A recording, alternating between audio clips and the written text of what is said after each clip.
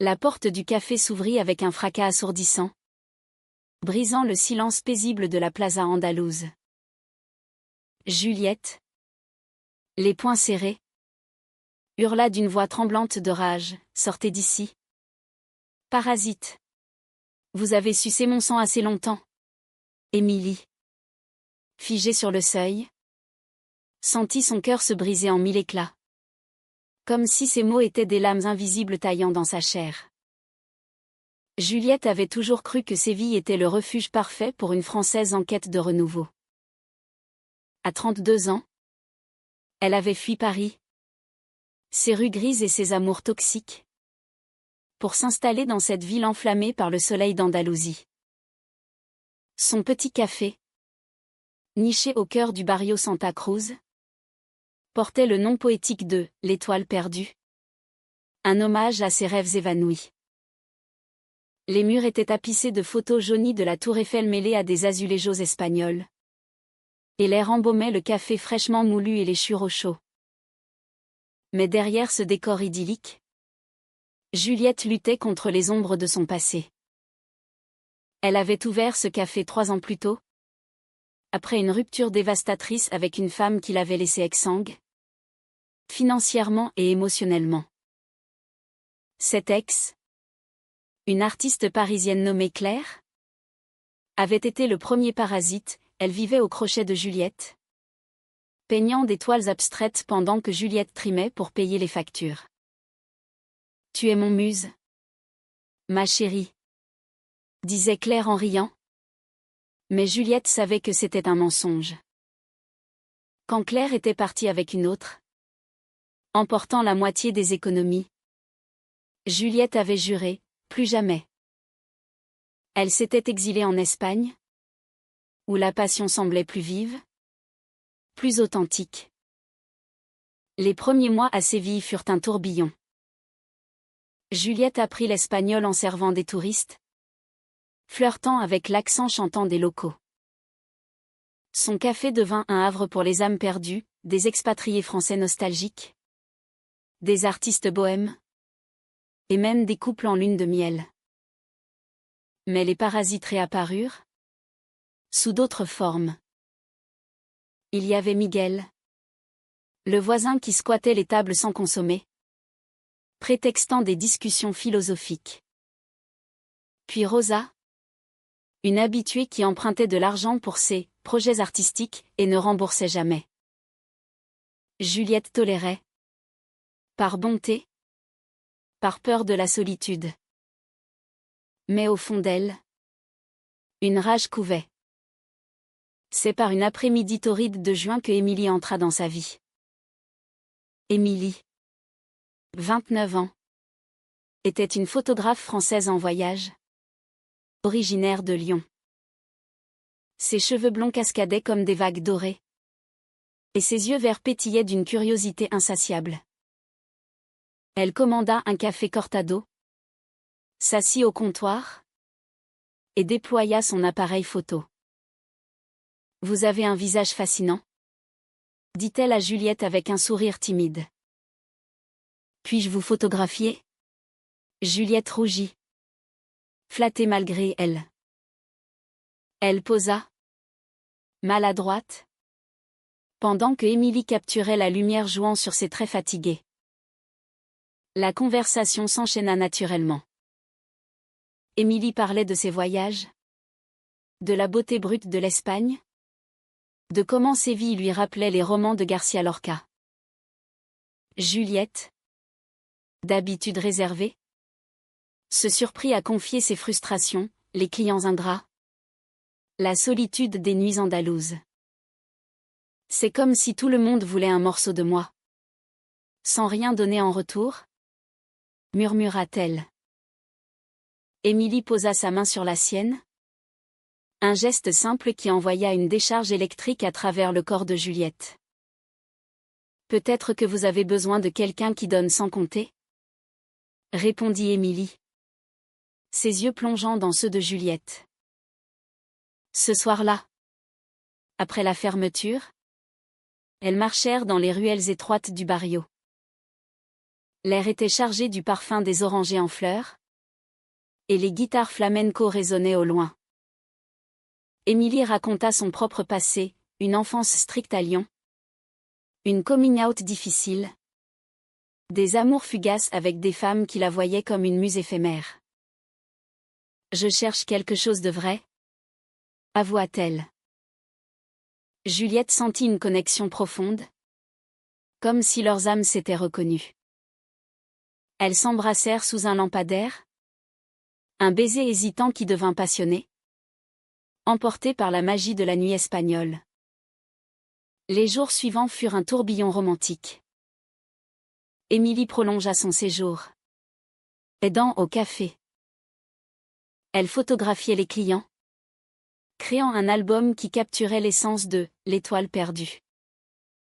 Juliette se sentait revivre, les rires partagés, les caresses volées derrière le comptoir, les promenades au bord du Guadalquivir. Pour la première fois, elle n'avait pas l'impression d'être exploitée.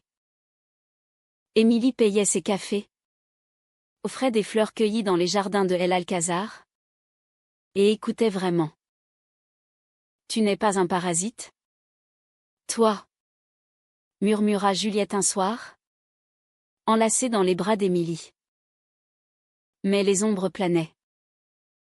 Rosa, l'habituée endettée, revint, implorant un prêt. Miguel squatta plus longtemps, racontant des histoires interminables. Et puis, il y avait le doute insidieux dans l'esprit de Juliette, Émilie était-elle trop parfaite? Venait-elle vraiment pour elle? Ou pour l'exotisme de Séville? Émilie, de son côté, luttait contre ses propres démons, une ex-possessive qui lui envoyait des messages, la rappelant à Lyon. Pourtant, leur amour grandissait, fragile et beau, comme une fleur sous le soleil andalou. Un soir, après une journée harassante, Juliette ferma le café plus tôt. Émilie l'attendait avec un pique-nique, du vin Rioja, des tapas et une vue sur la Giralda illuminée. Elles parlèrent jusqu'à l'aube, se confiant des secrets enfouis. Je t'aime, murmura Émilie. Et Juliette répondit en l'embrassant, le cœur gonflé d'espoir. Pour la première fois, elle envisageait un avenir sans parasite, un amour pur et réciproque. Les semaines s'écoulèrent comme un rêve éveillé. Juliette et Émilie devinrent inséparables, leur relation fleurissant au rythme des fêtes sévillanes. Le café, l'étoile perdue, prit une nouvelle vie, Émilie y organisa des expositions photos, attirant une clientèle plus artistique. Les murs se couvrirent de ces clichés en noir et blanc, capturant des moments intimes de la vie andalouse, un couple dansant le flamenco, un enfant jouant dans une fontaine, et bien sûr, Juliette au travail, son sourire illuminant l'image. Mais sous cette harmonie, des fissures commençaient à apparaître. Juliette, marquée par ses expériences passées, devenait possessive. Elle scrutait les messages sur le téléphone d'Émilie, craignant une trahison. « Qui est cette Sophie qui t'écrit sans cesse ?» demanda-t-elle un jour. La voix tremblante. Émilie, surprise, expliqua que Sophie était une amie d'enfance. Rien de plus. Tu dois me faire confiance. Juliette. Je suis ici pour toi. Elles se réconcilièrent dans un baiser passionné. Mais le doute s'était insinué. Émilie, de son côté, se sentait étouffée par la routine du café. Elle aspirait à voyager plus, à capturer le monde à travers son objectif. Séville est magnifique. Mais je ne peux pas rester figée, confia-t-elle une nuit, enlacée à Juliette. Celle-ci paniqua intérieurement, était-ce le début de la fin? Pour apaiser ses craintes, Elle organisa un week-end à Grenade, dans l'Alhambra. Sous les arches mauresques, elles firent l'amour avec une intensité nouvelle, leur corps se fondant dans la beauté éternelle du palais. Pourtant, les parasites extérieurs ressurgissaient. Rosa, endettée, revint supplier Juliette. Juste cette fois. Pour mon exposition à Madrid. Juliette refusa fermement, inspirée par sa résolution nouvelle. J'en ai marre des parasites comme toi. Trouve-toi un boulot. Rosa partit furieuse, jurant vengeance. Miguel, quant à lui, répandit des rumeurs, cette Française est une lesbienne. Elle corrompt notre barrio. Séville, malgré son ouverture, gardait des poches de conservatisme, et Juliette sentit les regards se durcir. Au milieu de ces tensions, leur amour s'approfondit. Émilie apprit à Juliette à danser le sevillana, leur corps se mouvant en harmonie lors de la feria de avril. Vêtues de robes à volants, elles tournoyèrent sous les lumières, riant aux éclats. Tu es ma muse, mais une muse libre, murmura Émilie. Juliette, touchée, répondit, et toi? Tu es mon ancre dans cette tempête. Mais le conflit interne grandissait. Émilie reçut une offre pour un projet photo à Barcelone. Un mois entier.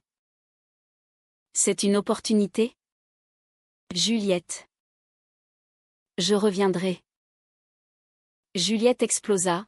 Tu vas me laisser seule avec ces vautours? La dispute fut violente. Des mots durs fusèrent. Émilie partit en claquant la porte, laissant Juliette effondrée. Le lendemain, elles se réconcilièrent, mais une brèche s'était ouverte. Puis vint la trahison inattendue. Sophie, l'amie d'Émilie, arriva à Séville sans prévenir. Elle était belle, charismatique et clairement amoureuse d'Émilie. Juliette les surprit en train de rire ensemble au café, Sophie posant une main possessive sur le bras d'Émilie. La jalousie la consuma. C'est elle, le parasite, pensa TL. Ce soir-là, elle confronta Émilie. Tu me mens depuis le début. Émilie jura que non. Que Sophie était juste une amie. Mais Juliette, blessée, refusa de croire. La nuit fut un tourbillon d'émotions. Elles firent l'amour avec une urgence désespérée, comme pour sceller leur lien. Mais au matin, Émilie partit pour Barcelone, promettant de revenir. Juliette, seule, affronta le café. Les clients affluaient. Mais elle se sentait vide. Rosa revint. Triomphante, elle avait volé des photos d'Émilie pour son exposition, les vendant comme siennes. Tu vois. Tout le monde est parasite. Ricana TL. Juliette, furieuse, appela la police. Mais le mal était fait. Pendant l'absence d'Émilie, Juliette réfléchit. Elle comprit que ses peurs la transformaient en son propre parasite, rongeant son amour. Elle écrivit des lettres, des poèmes inspirés de Baudelaire, exprimant sa vulnérabilité. Je t'aime au-delà de mes ombres, confia-t-elle. Émilie répondit par des photos, des paysages catalans avec des messages cachés d'amour. À son retour, elles se jetèrent dans les bras l'une de l'autre. Je ne partirai plus sans toi, promit Émilie. Leur relation semblait plus forte, forgée dans le feu des épreuves. Mais le destin en décida autrement, Un appel de Lyon informa Émilie que sa mère était malade. Elle dut rentrer en urgence. Viens avec moi, supplia-t-elle. Juliette hésita. Abandonner le café? Ses racines espagnoles? Le départ d'Émilie pour Lyon fut un déchirement. Juliette l'accompagna à l'aéroport de Séville. Leurs mains enlacées jusqu'au dernier moment. Reviens vite, ma chérie, murmura Juliette, les larmes aux yeux. Émilie l'embrassa tendrement, ce n'est qu'un au revoir. Notre amour est plus fort que la distance. Mais au fond, Juliette craignait que ce soit le début de la fin. Le café semblait vide sans elle. Les murs résonnant d'un silence oppressant. Les jours devinrent semaines. Émilie appelait tous les soirs, décrivant l'état de sa mère, ses promenades le long du Rhône. Lyon me rappelle nous. Avec ses lumières romantiques, disait-elle. Juliette, pour combler le vide, se plongeait dans le travail. Elle rénova le café, chassant définitivement les parasites comme Miguel et Rosa. Plus de crédit. Plus de squatteurs, annonça-t-elle d'un ton ferme. Les clients réguliers apprécièrent cette nouvelle assertivité, et les affaires fleurirent. Mais la solitude rongeait Juliette. Elle relisait les lettres d'Émilie, touchant les photos comme des talismans. Un soir, ivre de vin, elle confia à une amie, et si elle ne revient pas? Si Sophie la reprend? L'amie la rassura. Mais le doute persistait. Puis vint le coup de poignard, en fouillant les réseaux sociaux d'Émilie, un geste qu'elle regrettait déjà. Juliette découvrit des photos récentes. Émilie et Sophie. Bras dessus bras dessous. À un café lyonnais. Le caption, retrouvailles magiques avec ma chère Sophie. La trahison la frappa comme un ouragan. Juliette hurla seule dans son appartement, brisant un vase contre le mur. Parasite. Elle m'a utilisée comme les autres, pensa-t-elle. Elle appela Émilie. La voix brisée, comment as-tu pu? Émilie. Stupéfaite. Expliqua, Sophie m'aide avec maman. C'est tout. Il n'y a rien entre nous. Mais Juliette, aveuglée par la douleur, raccrocha.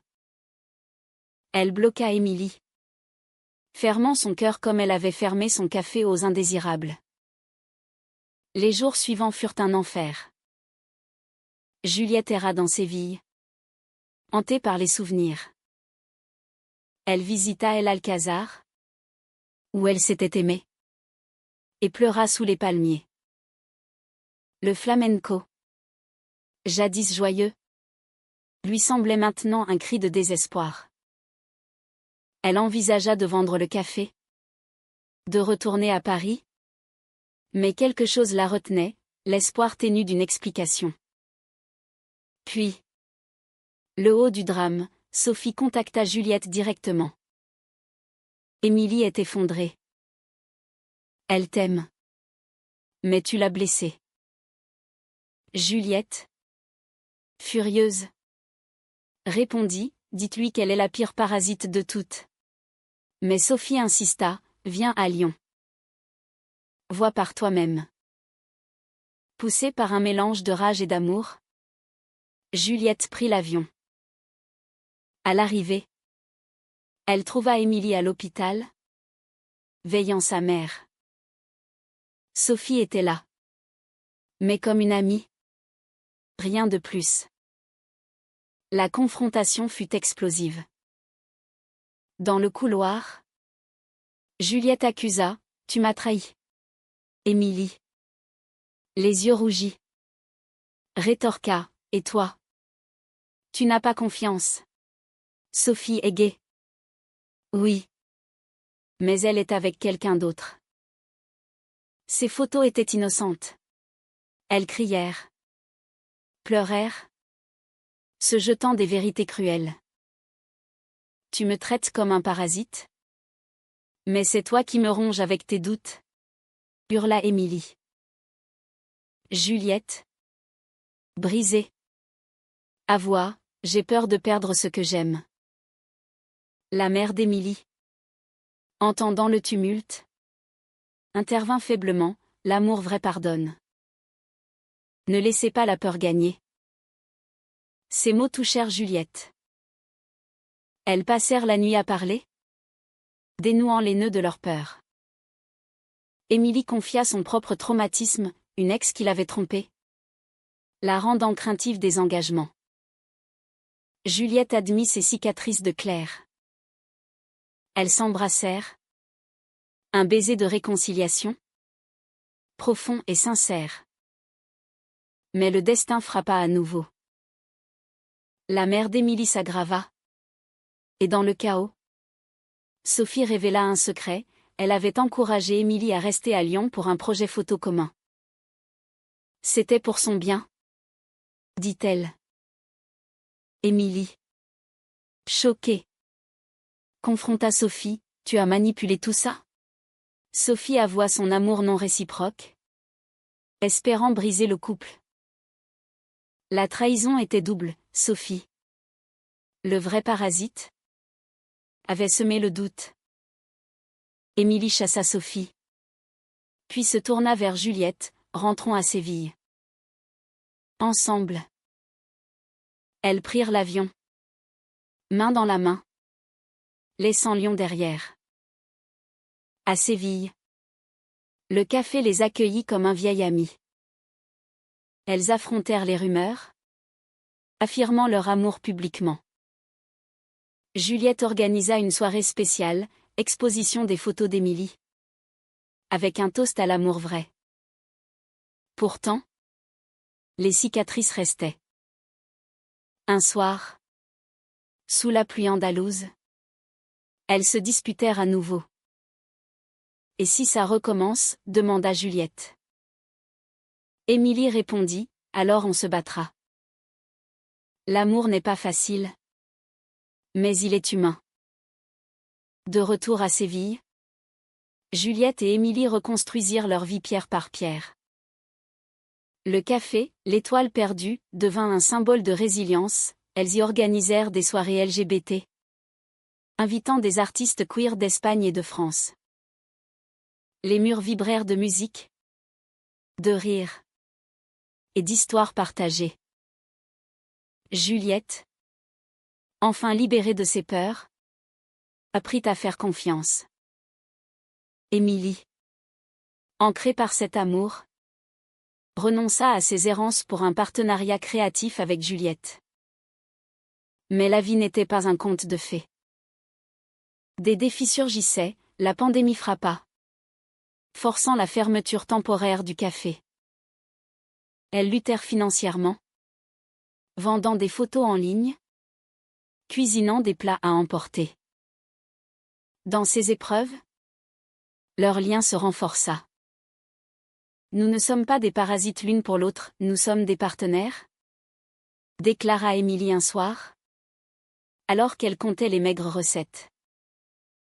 Un an plus tard, lors d'une promenade au parc de Maria Luisa, Émilie s'agenouilla. Épouse-moi, Juliette. Faisons de notre amour un engagement éternel. Juliette, les larmes aux yeux, accepta. Leur mariage fut simple, dans une chapelle andalouse, entourée d'amis fidèles.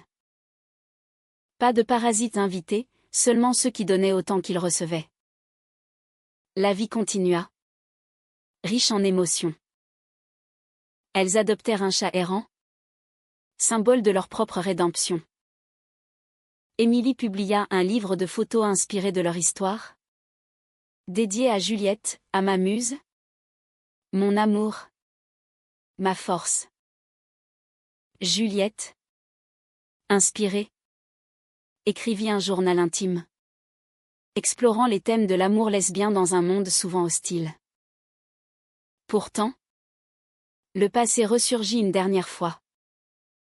Claire, l'ex de Juliette, apparut au café, mendiant le pardon. J'étais perdue, dit-elle. Juliette, sereine, répondit, moi aussi. Mais j'ai trouvé mon chemin. Pars. Et trouve le tien. Claire partit. Et Juliette se tourna vers Émilie, embrassant sa femme avec gratitude. Leur histoire devint une légende locale, la propriétaire de café qui en avait marre des parasites. Et qui, en chassant les toxiques, avait trouvé l'amour vrai. Elles voyageaient ensemble maintenant. Émilie photographiant. Juliette gérant le café à distance. Séville restait leur base. Un mélange de passion espagnole et de romantisme français.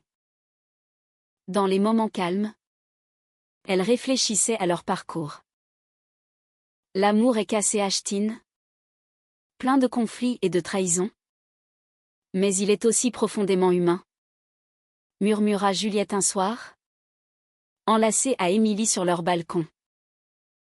Émilie acquiesça, et romantique, comme un poème de Verlaine sous le soleil andalou. Leur fin n'était pas bicacéache, mais un happy end nuancé. Elles savaient que la vie pouvait encore apporter des tempêtes, mais elles étaient prêtes à les affronter ensemble. Juliette avait transformé sa rage en force, chassant les parasites pour accueillir l'amour pur. Et ainsi, dans les ruelles de Séville, leur histoire perdurait, un témoignage de résilience et de tendresse.